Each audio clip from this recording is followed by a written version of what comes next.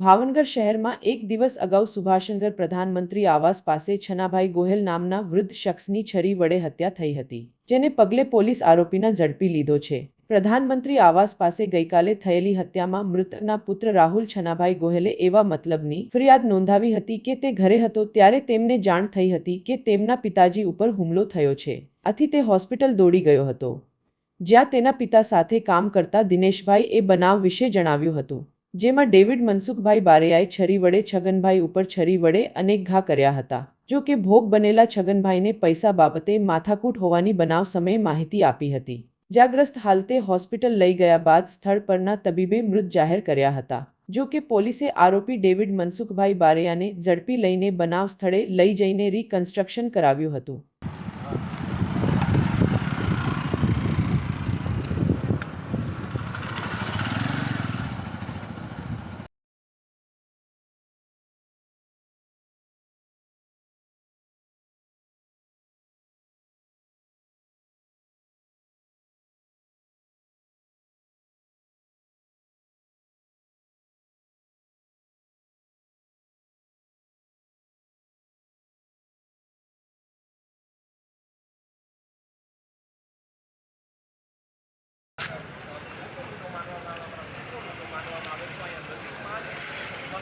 લાંબા સમયથી આવા જે આવારા તત્વો છે તેને પોલીસ દ્વારા પાઠ ભણાવવામાં આવતો હોય છે। તે મુજબ જ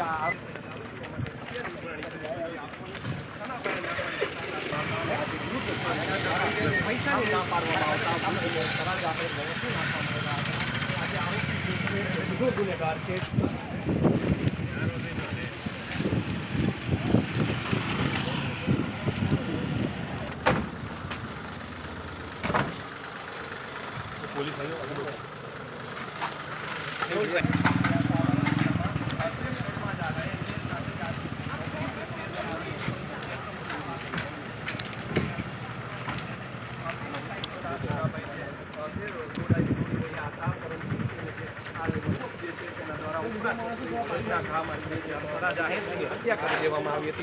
જે બનાવને લઈને ઘોઘા રોડ પોલીસ જે છે તરફડિયા જે મારતા હતા જે વૃદ્ધ છે ત્યાં આવ્યો તેનો વિડીયો બનાવ્યો હતો અને ફરીથી ત્યાંથી ચાલ્યો ગયો હતો અને તેનું પર્સ જે છે ખિસ્સામાંથી તેની પણ લૂંટ કરવામાં આવી હતી।